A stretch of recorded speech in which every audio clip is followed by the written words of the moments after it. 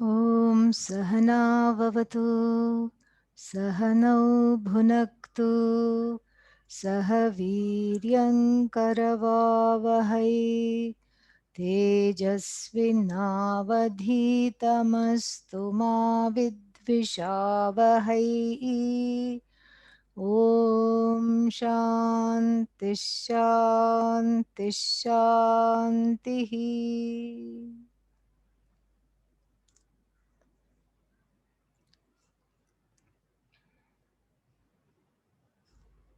Now, second verse. The first verse was an introduction to what is coming, and here we saw, I mean, it's just that in those two lines he had packed in an entire discussion about the nature of Ananda. And so the second verse talks about quote, a quotation, a quote from the Brihadaranyaka Upanishad. And this is a typical way in which what texts like the Panchadashi proceed. The idea for a Prakarana Grantha, Prakarana means a secondary work that systematically unfolds and gives new meanings and wonderful interpretation, ways of seeing in keeping with the tradition, gives new ways of understanding and assimilating the same teachings of the Upanishad. It is a restatement, but from the standpoint of the author's skills in unfolding the message of the Shruti. And so, in this, we see that the Panchadashikara, Swami Vidyaranya, has a particular style which is very, very nice, because what he does is he takes one particular sentence from the Upanishad and then he uses the whole chapter to elucidate that. And he has a very profound mind which is able to see the small nuances in all these quotations. And the use of the quotations, even Adi Shankara, it has started from that time, because where else can we quote? We can only quote the Upanishads, the primary texts. So this is what establishes Panchadashi firmly in the tradition as a secondary text that is worth study. And we'll see as we understand this quotation and what this is all about. Second verse. एषोऽस्य परमानन्दः यो खण्डैकरसात्मकः एषोऽस्य परमानन्दः यो खण्डैकरसात्मकः अन्यानि अन्यानि भूतान्येतस्य मात्रामेवोपभुञ्जते अन्यानि भूतान्येतस्य मात्रामेवोपभुञ्जते. The quote is in the second line. He has changed just a little bit, and this quote is in the Brihadaranyaka Upanishad in a very important section, Janaka Yajnavalkya dialogue, in the and the mantra is 4332 if you are interested in looking at it. Brihadaranyaka Upanishad 4332. And so here, very nice, very nice use of the quote. So, Eshaha means this. Asya Paramanandaha. Eshaha, then this Paramananda, this limitless joy. Which joy? The one we have been talking about, and the one that the Shruti says is a small part.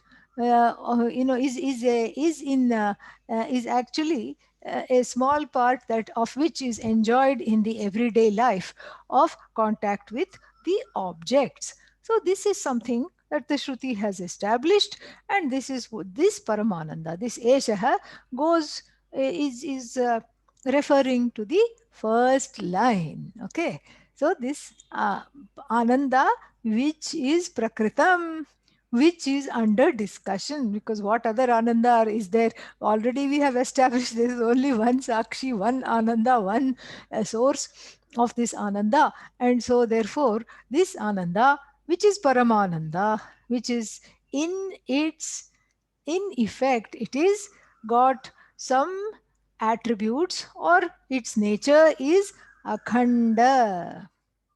Akhanda means impartite, does not have parts. And this can seem like a direct contradiction to verse number 1, where we said, where it was said, and where we saw that all these anandas are of the everyday are but a small part of Brahmananda. But here, that part must not be seen as, that doesn't mean Brahman is impartite, or that Brahman has parts. That's not what it means. What it means is something which is to be seen as all the small anandas are included in Paramananda, in Brahmananda. So there is no difference between the small anandas of the everyday and Brahmananda. They are all one and the same. And there are reasons why Brahmananda gets funneled through a small little aperture when it is enjoyed in the everyday, which is in fact the subject matter of this chapter. So, Eshaha Paramanandaha Akhandaika Rasatmakaha. Akhanda, non-dual, indivisible, partless. Rasatmakaha means whole. It looks like he's channeling the Taittiriya Upanishad. Raso vaisaha rasagyevayam labdhva nandi bhavati. Raso vaisaha. What is rasa? Rasa means the essence. Rasa means that which is juicy. And this is something everybody can understand, like gulab jamun. And the gulab, the sweetness of the gulab jamun doesn't belong to the jamun. It belongs to the sugar syrup, which is Paramananda. And this jiva is the jamun, and the jamun can hold only this much sweetness. So this is exactly how how this ananda is funneled through small minds, small bodies, and small experiences. Raso Vaisaha. This everybody understands. Like juicy mango with the juice coming out of the coming out of the hands and the lips and everything, and then we can understand that. And that is, so the word rasa is actually a synonym for atma. So rasa means, actually we should turn it around itself. Rasa means sara, yeah, the essence. It's very interesting. Rasa and Sara. You just turn it around, and then it is the it you get the meaning. So Raso Vai Saha. This alone is the juice of all Ananda. This alone is the real Ananda, because it is uninhibited, because it is not an object of experience, because it just describes the nature of the subject, says the Taittiriya Upanishad. Rasam hi eva ayam labdhva. Gaining this, which is the source of all rasa, which is the source of all happiness, limitless, unbridled happiness. Nandi bhavati. What is this Nandi bhavati? Knowing the Atma, one becomes a Nandi sitting in front of Shiva. No. There is an avagraha. There is an elision. Anandi bhavati. Yeah, Anandi bhavati. So, and even Nandi would be Anand, Nand to rejoice, and to which the prefix a samantat completely, without any problems and inhibitions. This is what the prefix has the force of saying completely. Anandi bhavati. So the person who, quote unquote, becomes joyful is because of the Swarupananda, which is Rasatmaka. And this is what the Taittiriya Upanishad says. And so, recalling the Taittiriya Upanishad, he says here, our Swami Vidyaranya, the Panchadashikara, says, Yaha Yaha Anandaha Akhanda Eka Rasatmakaha. Eka, Akhanda Eka means non-divisibly one, indivisibly one. Rasatmakaha means any Sara, anything worth talking about, which is there, belongs to this Brahman alone, belongs to this consciousness alone, belongs to this alone. So this is something, it looks like it's a contradiction. Because here we said, okay, this joy is made into parts. It's not really made into parts. That is the spoof. So this is, it is akhanda, uh, and eka, it is ekaha, one alone, and non-divisibly, indivisibly one. Because when you say one, ekam, then what happens? You get half, you get 1/4, 1/3, 1/15. So there is no fraction here. Yet there is a fraction, as though. And that is described in the second line. What is that? Um, you know, anyani bhutani, all other beings. Where is, see, if we are already saying Brahman is one, where is this Anya coming from? If everything is Eka and indivisible, this Anya is coming from where? This is the order of the empirical reality of the manifest Jagat, with many, many, many billions of people hankering after Ananda in the everyday, and this is what is there. And here even animals are included, not just Pashavaha are also there. Dog has some bone ananda, and then the cow has grass ananda, and then the bee has pollen ananda. Like this, everybody is searching for this alone. And so anyani bhutani, all other beings, what happens, matram etasya paramanandasya, etasya means of this, anyani bhutani, all these beings, matram eva, matram means a small fraction alone, eva upabhunjate means upa samipe tishtva, samipe sthitva, then what do? Upabhunjate, enjoys. From bhuj to enjoy, upabhunjate.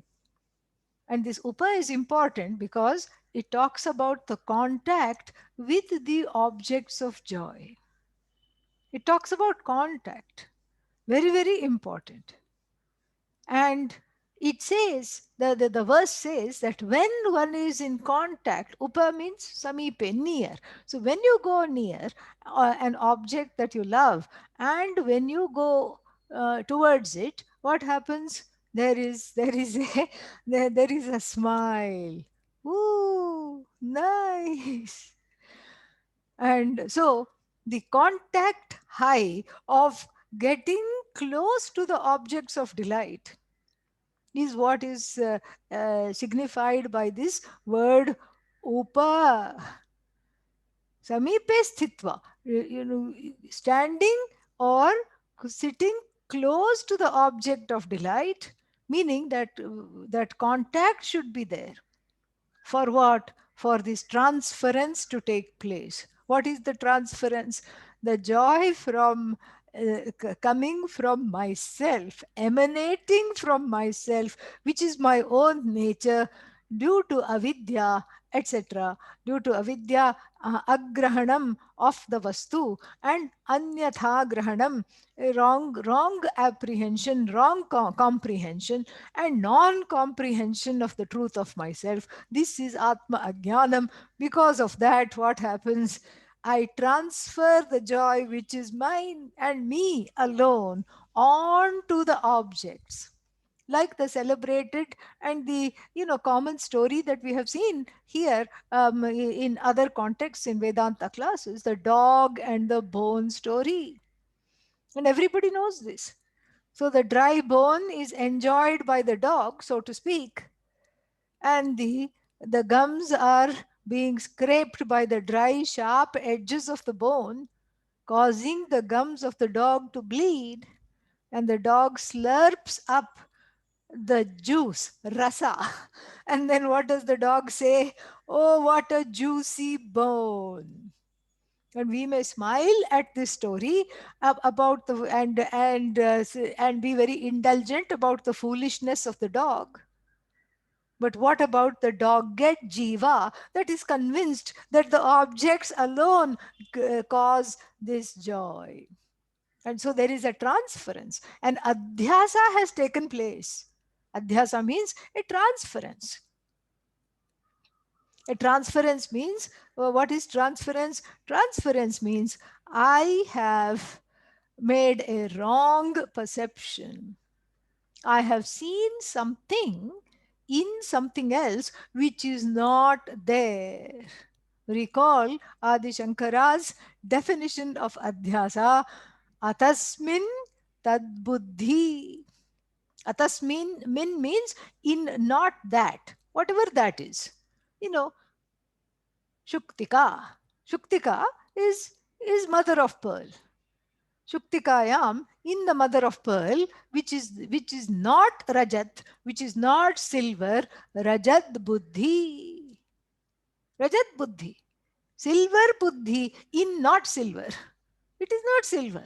Yet one runs in the sand in order to catch hold of this thinking, mistaking the mother of pearl to be a silver dollar. Classic example from Adi Shankara. Classic Upanishadic example also.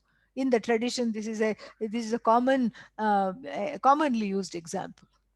So this is a pravritti based pursuit of the person. Pravritti based means wanting to gain something that is not there, i.e., the ananda, the joy that belongs to the subject, which is missed on account of avidya. Avidya makes you miss things that are very, very obvious. Extremely obvious things one misses because one doesn't know the truth of one's nature. And why doesn't one know? Because one has not been studying Vedanta. Simple. Because one has not been studying Vedanta, one doesn't know that what we need is a cognitive shift. And so one is still embroiled in action based pursuits in a frenzied way, in a very, very competitive and frenzied way. Why? First of all, there is scarcity mentality, this feeling there's only this much ananda, and before other people go there, I have to make a beeline for it. These are all the effects of Atma Ajnanam. And then what? And then, having reached the object, then my own Ananda, which belongs to me, what do? I transfer it because of this, the manifestation of Atma Avidya. I transfer the subject joy, which is myself alone, on to the object. This is what is Adhyasa. And so the subject joy is transferred onto the object. This is a classic misperception. And this transference is the cause of sorrow because along with the transference comes a dependency. I cannot live without this. This is all adhyasa. And how did this adhyasa happen? And Adi Shankara's second definition of adhyasa is also very pertinent here. And he says, Smriti Rupa. Smriti Rupa means something that was seen at some other time elsewhere is transposed here. So the remembered Ananda from waking up from sleep and having a good day all of a sudden is then put on, attributed to, mistakenly attributed to some contact with some object of whatever is the object of raga. You see? So the Ananda that belongs to me, nay, it is myself alone. Like I said, the word belongs, a sixth case, etc., must not be used here because it is just for the name's sake. The language is very, very finite, so we have to use known words and known cases, etc. So but we have to take the sixth case as simply upachara, simply for, formal. It is not it is not a literal use of the sixth case. So this ananda, which quote unquote belongs to me, which is myself alone, which I enjoy all the time, or which I can enjoy all the time if I'm not bogged down by my own raga and dvesha and the changing ways of the mind, which I can enjoy because which I am all which is already myself alone. It is remembered because, as I said, one cannot desire this ananda unless one has experienced it and one remembers it. It is just that remembered ananda from the experience of sleep, etc., is transposed onto an object which is free of that ananda. This is really adhyasa, shobhana adhyasa, a favorable transference. Shobhana adhyasa, the definition is a favorable transference, because in this transference the object becomes bigger than what it is in my life. What do you mean the object becomes bigger than what it is? Because it looms large. It has gains a greater importance and is given much more of a value than what it actually has. So there is a subjective transference of something, of a favorable feeling over the object, a favorable transference. And that what is something that is favorable? It is certainly not universal. What is favorable to you is not favorable to me, etc., etc. That is why it's a subjective transference of something that is favorable, and the favorability here is called shobhana. Shobhana adhyasa. This is exactly what is happening. And so the contact high with the objects alone can give me happiness. This is a very, very big pitfall in our understanding and has to be immediately corrected. And for which reason this Brihadaranyaka Shruti, which we'll see, is quoted. And so, Anyani Bhutani, all the beings, Matram Eva.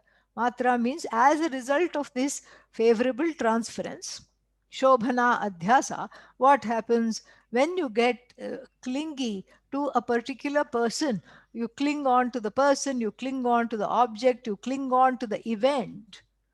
Then the joy that is experienced as a result of the contact with those entities, object, person, event, etc., is always limited, is always finite. Why? Because that entity is finite, your mind is finite, and you are trying. And then the joy is also finite, because the mind has to, as I said, the awareness is as though split into knower, known, and means of knowledge.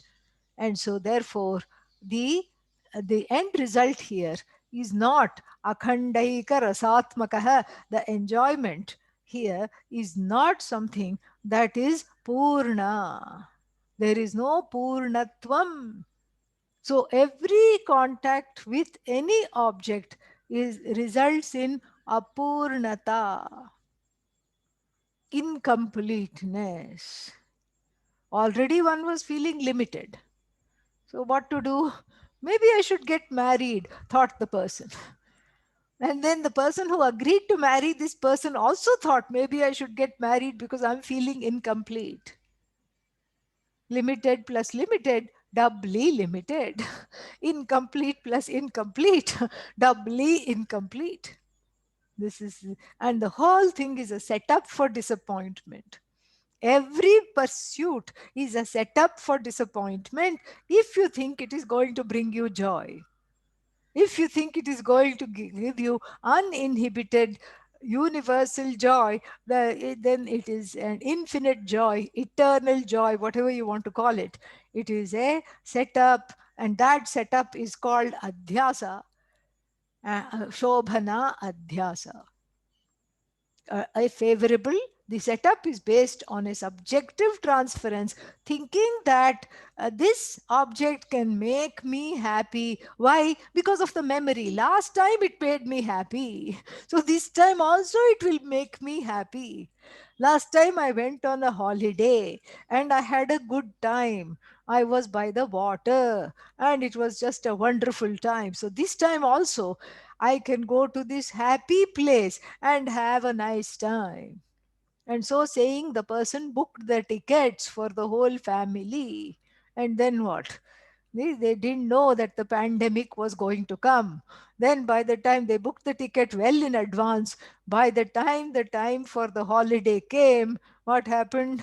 There was lockdowns everywhere. So they reached the place all right, but they could not leave the hotel room because in that country everything was locked down. So you see, the Shobhana Adhyasa is dismantled here. And so you had a terrible holiday, couldn't go anywhere, had a hard time, was always wondering, will I catch corona? Always had a difficult time. And then they came back disappointed. This is what happens with Shobhana Adhyasa when the transference is made onto the object and the subject refuses to take responsibility for discovering the truth of the self, and instead is contented, discontentedly contented, okay, is unhappily happy, leaving everything to the objects. Come on, make me happy. Last time you made me happy, make me happy now. Becomes a clingy and demanding person, very difficult to deal with. And so here, Anyani Bhutani, all the beings. Anya here is very interesting. Anyani means what? The beings who don't have Atma Vidya. That is where the Anyatvam comes very beautifully, because in the space of the verse, we cannot say everything. We just have to hint at it. Anyani Bhutani means the people, the beings that do not have, people who do not have Atma Vidya, animals also included. Matram eva, a small fraction of this ananda, which is in truth themselves, they sip. Upabhunjate, they enjoy. Now, let us look at the Brihadaranyaka Vakya. And the Vakya is almost similar. So I'll read it here. Etasyaiva anandasya anyani bhutani matram upajivanti. So upabhunjate, the upajivanti has been changed to upabhunjate. Otherwise, it is almost a verbatim quote. Very nice. It's almost a verbatim quote. So, etasyeva, etasya eva, etasya means this Paramanandasya, anyani bhutani, all the other beings, matram upajivanti. Matram upajivanti means they are, they enjoy but a fraction of this ananda. Why? Because of their dependence on objects and because of this shobhana adhyasa. There is also another kind of adhyasa which is ashobhana adhyasa, an unfavorable transference. And what is our stock example? Rope snake.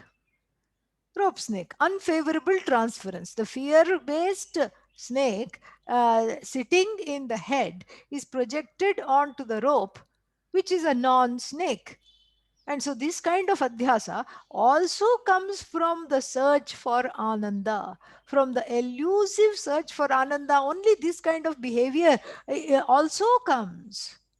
How do you say that? Because the ananda includes not only the frantic search and the gain of something that is ungained, but the frenzied avoidance of all things that can bring me anxiety and sorrow is also part of this search for ananda. So we have to include ashobhana adhyasa as well. Very, very nice. So, this section here in the Brihadaranyaka Upanishad is a very important section. And there, it has a very important refrain, and the vakya here is nahi drashtuhu drashtehe viparilopo vidyate. Viparilopo vidyate. Drashtuhu means of the seer, दृष्टेः of the seen. So viparilopo vidyate. Drashtuh viparilopah na vidyate means the seer is never absent. Meaning the seer is always present. Seer is always present. And so therefore the seer is never absent at all. And if the seer is not absent, then then what happens? Then the seer sheds all dependencies on various roles. This is what is said in the Janaka Yajnavalkya dialogue. पिता अपिता भवति, माता अमाता भवति, लोकः अलोकाः भवन्ति. There is no father, there is no mother, and there are no worlds. There is nothing except the content, the truth of the seer, who is all Ananda. It's very beautiful. And then, then it says, this. I'm just giving you an introduction to this particular section, and natu tad dvitiyam asti. There is no second to this person, and then there is no second, etc. And there is no second person, no second person at all. And so there is only this person. But what about the other people that you see in the world? Simple and very easy. And the 32nd mantra in this section, Salila eko drashta dvaito bhavati. Advaito bhavati. Salila eko drashta. So everything else is like seeing your reflection in the water. And he's going to talk about this later. It's like seeing your reflection in the water. The whole Jagat. Sometimes you go on a holiday and you sit by a lake, and it's a placid glass kind of lake, and it reflects the mountains and the trees and your own face. It is reflecting perfectly.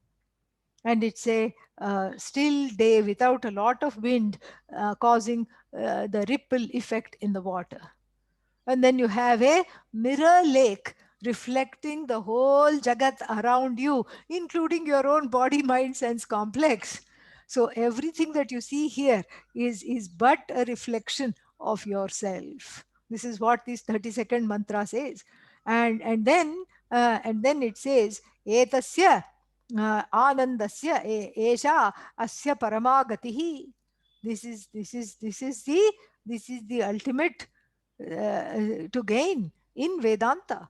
The Yagyavalkya teaching King Janaka says this. You have made it. O Rajan, O King, you have made this. You have gained this. And Eshaha Paramananda, this alone is the Ananda that you have been seeking. And this alone is the Loka that you have been seeking. And of this Ananda, Anyani Bhutani, all beings, Matram Eva upajivanti, all the beings then gain only a fraction of this ananda, so long as they are involved in the subjective transference dance. As long as one is hooked to the notion, not even hooked to the objects, nobody is really hooked to objects. One is hooked to the notion that this alone can give me what I seek, and this alone can be made is going to make me happy, meaning that I'm doing two kinds of transferences. I'm forgetting that my own ananda is being transferred onto the object. And this Ananda has another meaning in the Shastra. It means Ananta, infinite. So the infinitude is also, my own infinitude is transferred onto the objects. This is a related mistake. In fact, it's the same mistake. My own infinitude is transferred onto the objects, as a result of which I my whole life goes trying to convert the finite into the infinite. The infinite is not created. You cannot make something infinite. It simply is. And if this is not understood, one is completely frenzied. One is in a making a frenzied effort, a totally frenzied effort to convert all the objects in the universe, to keep them on life support, to make them infinite. How is this possible? How can you make the finite infinite? Finite is finite, infinite is infinite. Finite is put together, infinite simply is uncreated. But not knowing this is the problem, because now we understand the meaning of Ananda. The meaning of Ananda is really Ananta, going again back to the Taittiriya Upanishad. This, in the Taittiriya Upanishad, Brahman is described as Satyam Jnanam Where were you? Anantam. Satyam Jnanam Anantam. Brahman is described as. Yeah. Mr. Hadev, please mute everyone. Thank you. So then Brahman is described as Ananta. Ananta means without limits. Antah na vidyate yasya anantah. The one that doesn't know an ending, meaning unending, limitless. So when we talk about Brahman, the definition of Brahman is that which exists limitlessly, that which is sentient limitlessly, that which is all knowledge limitlessly, limitlessly existent, limitlessly sentient. But then when we apply this on the individual level, the Shruti changes this to Satchidananda. Sat is Satyam, same thing. Chit is Jnanam, same thing. All knowledge. Uninhibited knowledge. A knowledge which says I know, and that I know never becomes I don't know. This is all knowledge. Really, think about it. But I don't know Greek. Yes, but you know that you don't know Greek. This I know that I don't know never becomes I don't know. Nahi drashtuhu drashtehe viparilopo vidyate. This is the content, the truth of this person called seer. The seer is never absent, always present. And in this presence, the presence of the seer is such that it is free of all limitations. And so this I don't, the I know which never turns into I don't know means what? This is this is all knowledge. This is an ontological level. At the ontological level, it is all knowledge. So this all knowledge I is what? Sat, Chit. And then the Ananta is quietly changed into Ananda for better absorption and comprehension. Because what do we know about eternal and infinite?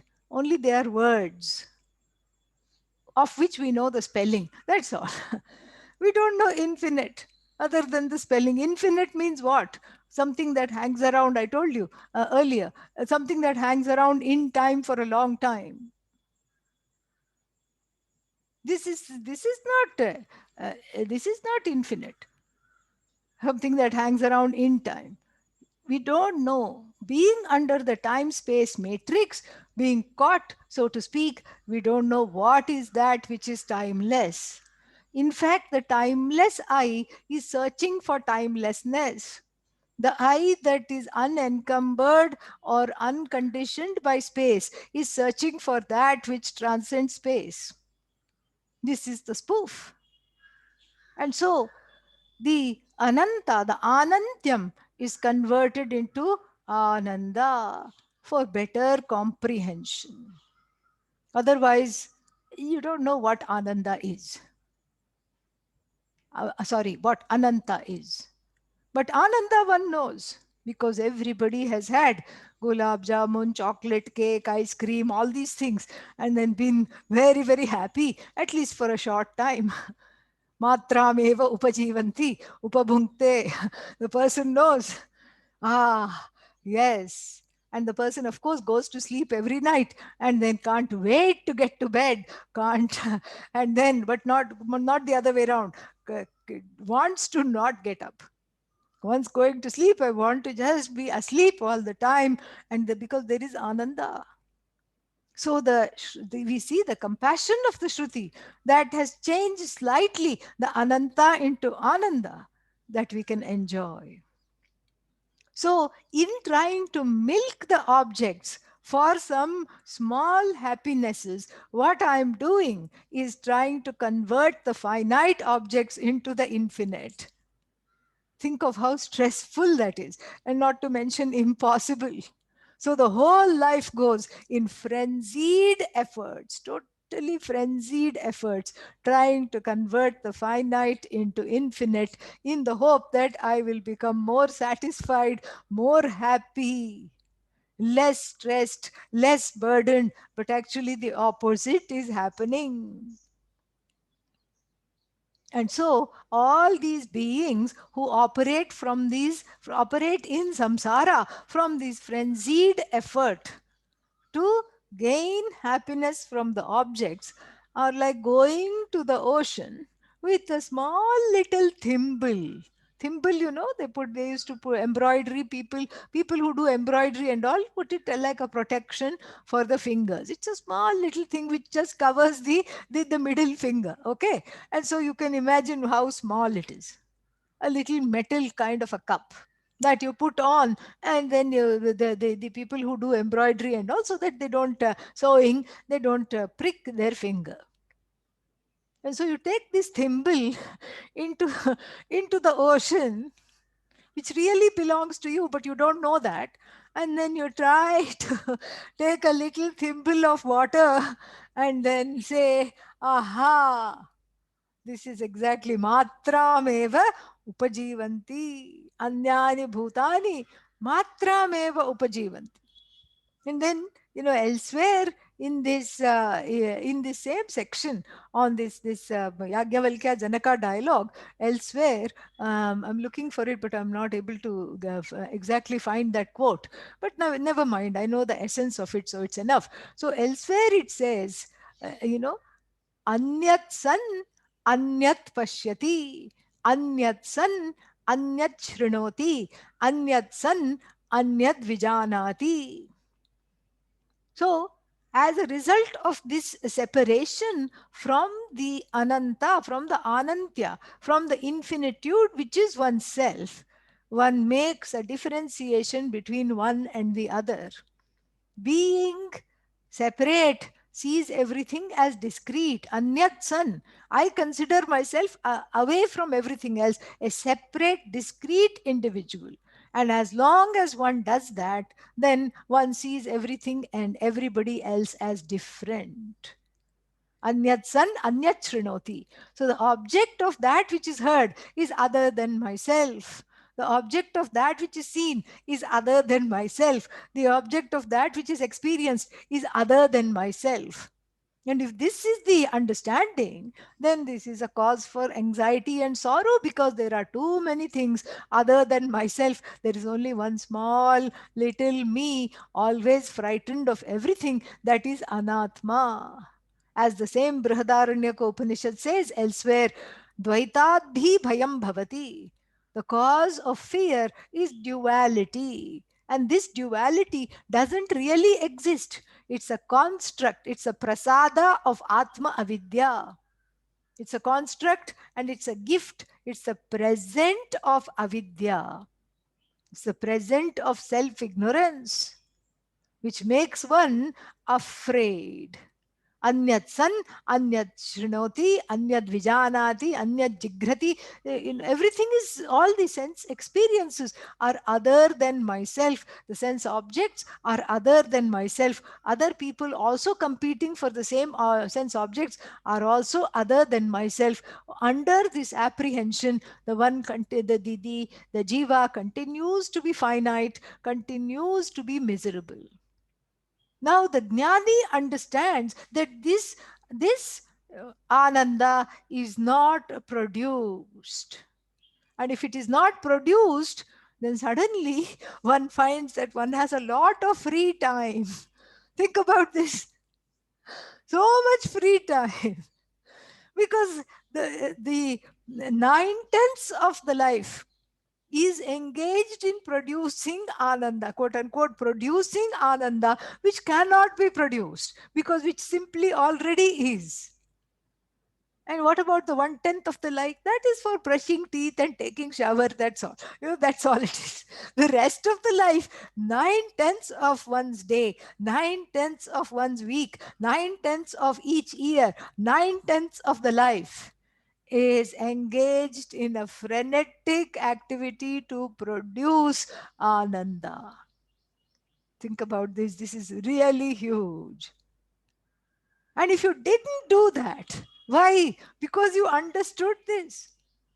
You understood that all that is there is myself alone. There is nothing other than me. This ananda is me. This ananda, quote unquote, belongs to me. I am already what I seek. I am already there. There means right here, right now. I already am. And I'm free. I'm free means what? Free from samsara. What is this samsara? The samsara is the frenetic energy, that is uselessly and senselessly expended in order to gain these small fractions of small ananda and try to put them on life support, put them on ventilator, and keep the paddles ready, clear. And okay, it got a little more, little more life. This is where all the energy goes. The creativity is also all one's Bhagavan given creativity is harnessed to find this miserable ananda and hang on to it, cling on to it. Think about this. All the potential, all the limitlessness, everything. The limitlessness, of course, is missed. And even on the level of the upadhi, why one has this particular body and this particular mind and these particular senses, what is the purpose of my life on the empirical level? That is also often missed by this addiction to trying to make the finite infinite. Supposing this frenetic energy were not there, think of the time you would have. Suddenly one would be free. Free of what? Free of the addiction to action. You see the connection now. Addiction to ananda produces addiction to action because one is going under the misapprehension that the ananda is a product and it has to be produced and reproduced and reproduced. Wrong. That's why matrameva upajivanti. Anyat san, anyat pashyati, anyat shrinoti, anyat vijanati, anyat jigrati. Anyadeva bhavati. Bhavati means thinks of himself, herself as separate. Every experience is discrete. Every experience is therefore comes across as finite. Every thought is finite. Every joy that is derived from just being in the universe is also finite, eminently finite. For the person has separated themselves due to avidya.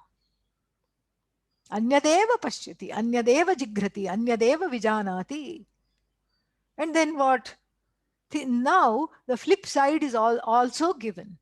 Ajnani, the person of self-knowledge, न अन्यत् पश्यति, न अन्यत् शृणोति, न अन्यत् विजानाति, न अन्यत् जिघ्रति. There is no separation there is no separation between the objects of enjoyment and the enjoyer.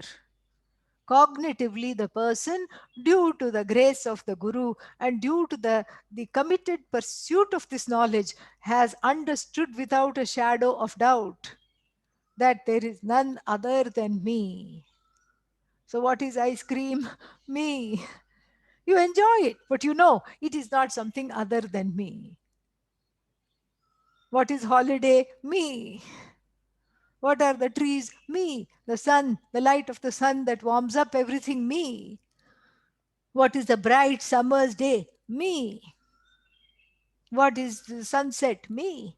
Everything is me alone. This is what is called Sarvatma Bhava. So the Jnani has Sarvatma Bhava and does not go in the pitfall, does not make the mistake of thinking that everything is other than myself. Because thanks to the exposure of Vedanta, has understood that everything is oneself alone.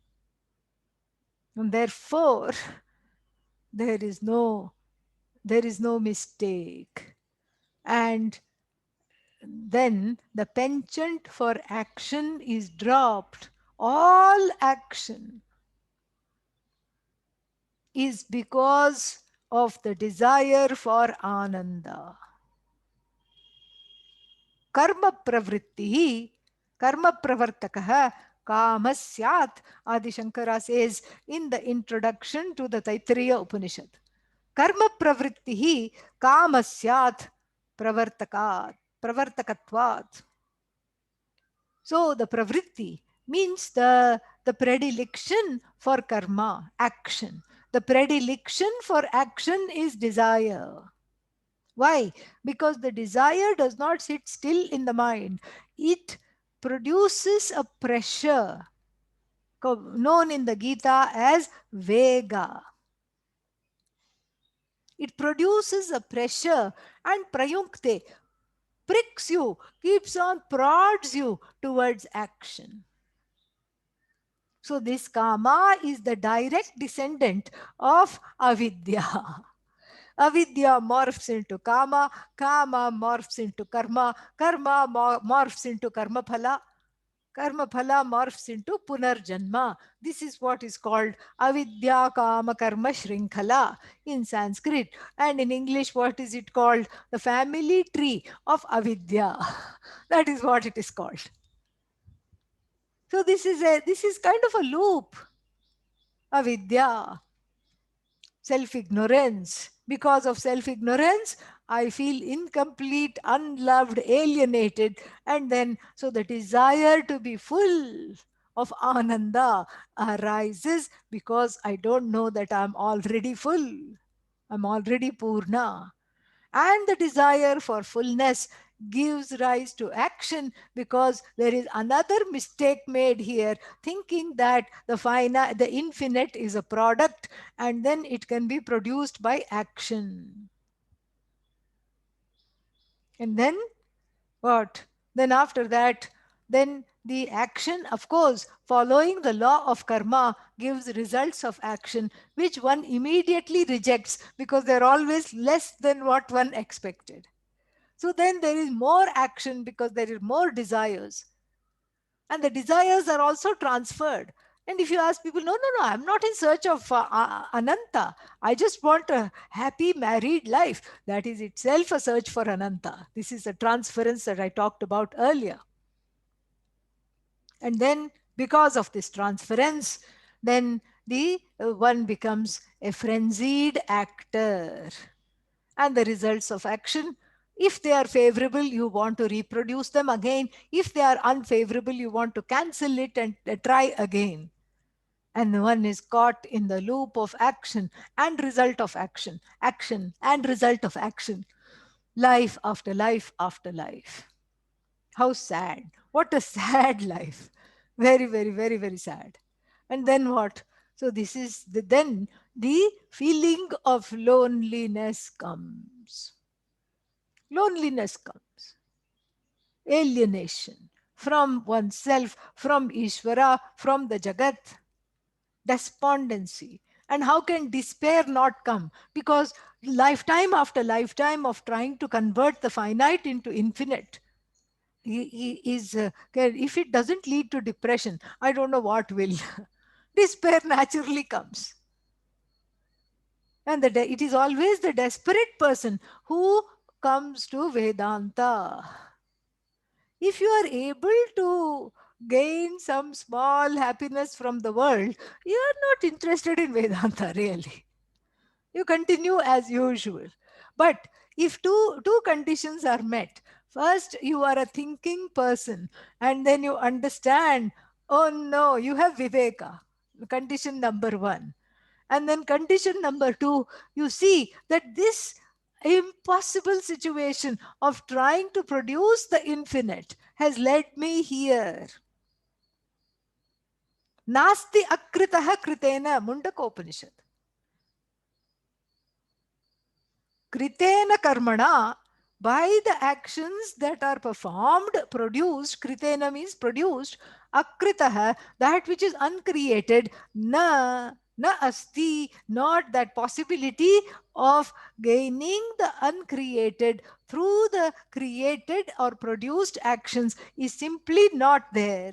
Because this avidya is just at the level of the cognition, wrong cognition, misapprehension, misunderstanding, because the I who is grieving and searching for Ananda happens to be Purna. Happens to be Purna. So, where are you going to go here? Nowhere. So, therefore, Patha Vedantam Guru Mukhat. This is all we have to say. Study Vedanta from the teacher. No other option. No, but can I do some different kind of effort? Everything is a dance. That's all it is. It's a futile dance. At least if you have some kind of, in Australia and all, they have some rain dances, Aboriginal rain dance, and rain comes. So at least it is fruitful. Here, the dance is that of a cat on a hot tin roof. Okay. This dance is not useful. The cat is addicted to the dance because the roof is too high, it cannot get off the roof, and the roof is too hot, it cannot stop dancing. This is how the karma phala addiction traps one in samsara and leads one to just have a finite tiny bit of the ananda, which actually, when the whole ocean belongs to you, you just want to delight in a little thimble of water. Or you can use another metaphor. The whole table or this entire buffet belongs to you, called moksha buffet. Endless delicious dishes. And then what do? You become a doggy and beg for scraps at the foot of the table. This is the habitual orientation. Oh, somebody dropped a small piece of bread. Yum, yum. Okay, it's gone. Now, next, what will I get? Maybe I should go and sit next to this person, and maybe they'll be more generous and they'll drop it. Maybe I should rub myself against the leg of this person and look very cute. Maybe they'll give. And who are these people? Various Adhishthana Devatas sitting around this table, various celestials that one invokes. Oh, give me this. Oh, please give me that. Now give me this. Give me that. Give me, give me, give me. And Bhagavan laughs. This belongs to you. Take it. But this is the problem. Therefore, Eshaha Asya Paramanandaha Yaha Akhandaika Rasatmakaha. Of this Paramananda, which is whole, which is you, which is free of any kind of inhibitions, any kind of pratibandhas, obstacles, for you to just enjoy. And that enjoyment is not an experience or a state, but the truth of your very being. But then what happens? Those who don't know this, other people who don't know this, end up just sipping a little thimbleful of this rasa when they can actually have everything. And this is the very beautiful section on the Yagyavalkya Janaka dialogue in the fourth chapter, third section of the Brihadaranyaka Upanishad. In fact, we should study this sometime by itself. It's very, very beautiful, very nice. We can do that. And very nice. So here, the one more thing I want to mention here, when we talked about adhyasa, we talked about this, and elsewhere also in the Brihadaranyaka Upanishad, there is a statement, same Yagyamalkya, but this time dialoguing with his wife, teaching his wife Maitreyi. Yagya, in the chapter previous to this, in the third chapter of the Brihadaranyaka Upanishad, there is the Maitreyi, Yagyamalkya Maitreyi dialogue. Because Maitreyi asked the question, you are leaving to go to the forest in order to revel in this life of Ananda, and you say you are giving me all your property. What you are renouncing, will I get what you are in search of by what you are renouncing? Meaning, will money give me this that you are seeking by repairing to a life of sannyasa in the forest? And he, being an honest man, says, no, no chance. Vittena na asha asti amritasya asha na asti vittena. By money, you can never find that immortality. Immortality is ananta, ananda, same thing. The infinite cannot be found with the finite amount of money. And no matter how much money one has, it is all finite. And so, and so saying, he gives her a very intriguing adesha teaching. He says, Atmanastu kamaya sarvam priyam bhavati. न न वै न वा अरे पत्युः कामाय पतिः प्रियो भवति आत्मनस्तु कामाय पतिः प्रियो भवति न वा अरे जाया प्रिया भवति जायायाः कामाय जाया प्रिया भवति आत्मनस्तु कामाय जाया प्रिया भवति न वा अरे पुत्रस्य कामाय पुत्रः प्रियो भवति आत्मनस्तु कामाय putrah priyo bhavati. Like this, all objects of desire, Yagyavalkya takes one by one, and he dispels the notion that the ananda or the priyatvam is in the object itself. Rather, it is in the subject. So he starts with the husband wife relationship because he's talking to his wife and he wants her to understand. Navai are, not indeed, my dearest, is the husband an object of delight by himself. Patyuhu kamaya, it's not that the wife delights in the husband because the husband is delightful. No. The delight of the husband is actually in the wife for her own sake. And here is that transference we were talking about. She has transferred the delight on to the husband and then delights in the husband. Because if the husband were to be the object of delight, then the husband should be always delightful, correct? And you ask any wife, she will say, no, the husband is not always delightful, rarely delightful. And so therefore the husband is not delightful. So the delight is superimposed upon this entity called husband for the sake of the search of the happiness, for the sake of the contentment of the wife. And if the husbands in the class are getting all riled up, let me just do the next one. Nava are jayaya jayaya kamaya jaya priya bhavati atmanastu kamaya jaya priya bhavati. Similarly, the husband does not love the wife for her own sake. For her own sake means, it should be translated as the husband does not love the wife or delights in the wife because the wife is delightful. The wife is neither an object of delight nor an object of sorrow. Wife is simply a person, simple, objectively speaking. But due to Shobhana Adhyasa, the wife becomes delightful. when just before the marriage, of course, the wife becomes very delightful. And then after that, the scales of adhyasa fall from the eyes, which is why we recommend marriage before Vedanta, because one learns adhyasa through marriage. One understands, one can decode adhyasa very, very well. Oh, she is not like what I thought she was going to be.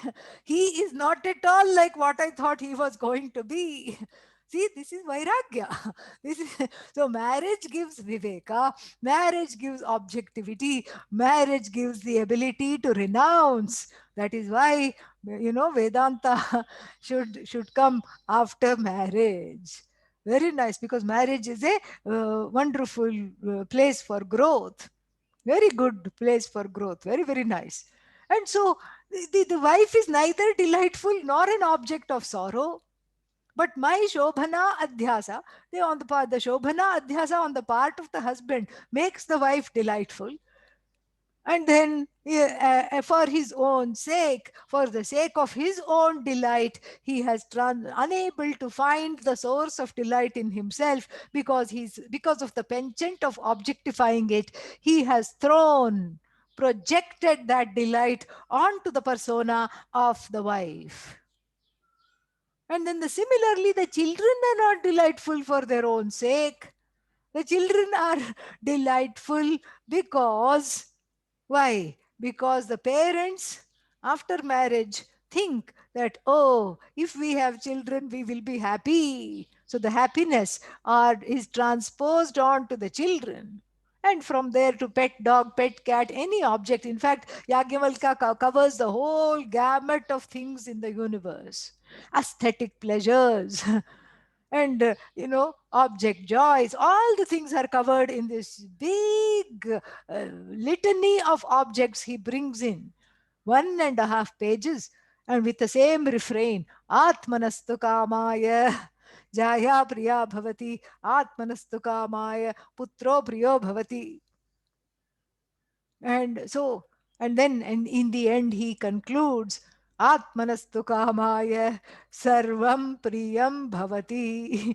Everything becomes delightful for the sake of the already pleased Atma, already delighted Atma.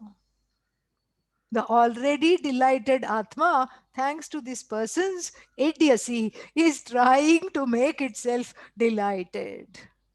Pishtasya peshanam, Adi Shankara would say. Like there is the dough is already ground up. And then that which is ground up, you put it in the grinder again. What use is it? Nothing. Nothing is gained as a result of this. And um, the Vidyaranya, who knows this very well, elsewhere in the Drigdrishya Viveka, another composition by Swami Vidyaranya, says this in a very different way, slightly different way, for better grasping, and we'll be taking a look at that sentence. And what does that sentence say? That sentence says, Asti bhati priyam, Asti bhati priyam, Nama Rupa Etat Panchakam. So every object in the universe enjoys, so to speak, the 5 properties, or 5 everything we have to say quote unquote, properties, quote unquote, attributes. So 5 things constitute the nature of every object in the universe. What are they? An object exists. Asti exists. Asti. And if it exists, it has the ability to come to light when it is named, when it is cognized. Bhati. It shines. Where? In my awareness. So the self-aware individual says that the object shines in my awareness. Asti bhati. So when you take apart an object, like a 4-year-old taking apart a toy car just to see what makes it go. This is what we find. We find 5 things that have been put together to make an object, to make a thing called vastu. The first thing is that it is there, meaning it is objectifiable, it exists. And what is the second thing? It shines in my awareness. Bhati. And what is the third thing? It is potentially an object of delight. Priyam. Oh, come on. If we are talking about chocolate cake, wonderful. But if we are talking about cockroach, how can you say Priyam? Cockroach is a Priya, not Priya at all. Not Priya. So how can you say this is Priya? Well, isn't the absence of cockroach Priya? Yes. Thank God you made it go away. Exactly. So these things like, in India, there are all these, what are they called? Lizards, geckos. And they simply are there hanging out on the ceiling and making some cute noises. But many people are very afraid of them, terribly afraid of them. And so so the gecko, cockroach, and all these things, corona, all these things are delightful by being kept at bay. Some objects are delightful when they are near, some other objects are delightful when they are kept far away from me. So that means what? Every object is potentially delightful. So this is the third attribute. What is the fourth attribute? Nama. Every object has a name. Naturally, otherwise, how to ask for it? You can't go to the bakery and not know the name of all the delicious things, because otherwise, how will you be served? How will you ask for it? You have to say, I want croissant, I want, what is that called? Cinnamon bun, I want cake, I want cheesecake. You should know the name. So the name is there. Name is common to all objects. All objects have a name. If they don't have a name, some scientist comes along and quote unquote pretend to discover that which was already there in Bhagavan's universe, and then it is named after the scientist. That also is there. And then every object has a name. That is the fourth property or attribute enjoyed by all objects. What is the fifth one? Rupa. It has a form. Sometimes the form is difficult to discern, like the name space is there. Yes, space is there. But if you try to understand the form of space, you will space out immediately. You'll get all spacey. Not possible. So some things are difficult to have a form, but then that formlessness is in a way the form of space. The form of space is formlessness. And so therefore, these are the five things that all objects enjoy. So to repeat, they exist, they come to light in my awareness, and they are delightful either by their presence or by being kept at bay, far away from oneself. And then they all have names, they all have forms. So big deal. Why are you telling me this? Vidyaranya Swami says in the next line. What does the Vidyaranya Swami ji say? He says, Adyatrayam Brahmarupam Jagadrupam Atodvayam. It's beautiful. The first three the first three attributes do not belong to the object at all. In fact, they belong to the subject. What are the first three? The first three, that it exists. Asti, Sat, Bhati, Chit, that it comes to light. It shines in my awareness, Chit. And then finally what? Priyam Ananda Ananta. That it is delightful. This is not the property of the object at all. It looks to be the property, but actually these attributes are in fact the definition of Brahman. So the objects have these attributes borrowed way, in a borrowed way. They have borrowed these object attributes from Brahman. Attributes is again within quotes. I have to hold my hand like this for the whole class. That's the only way to communicate. So the objects shine, And the shine of the object, the existence of the object, and the delight of the object belongs not to the object but to Brahman. Satchidananda, Satyam Jnanam Anantam. So then what is the object? Nama and Rupa. Vacharambhanam vikaro namadheyam. Uddalaka says in the Chandogya Upanishad, we saw that in the Bhashya class. Vacharambhanam vikaro namadheyam. This is just based on speech. Name is based on speech. Form is based on speech. Round, square, squishy, hard, brittle. All this is based on speech. So the object now has been stripped to a shadow of itself. It is but a small shadow. What we thought it is not. Ayo, what to do now? Better end the class so that we don't have to dwell on this for too long and we can start afresh later on in the next class. Om Purnamadah Purnamidam Purnat Purnamudachyate Purnasya Purnamadaya Purnamevavashishyate Om Shanti Shanti Shanti Harihi Om Shri Gurubhyo Namaha Harihi Om.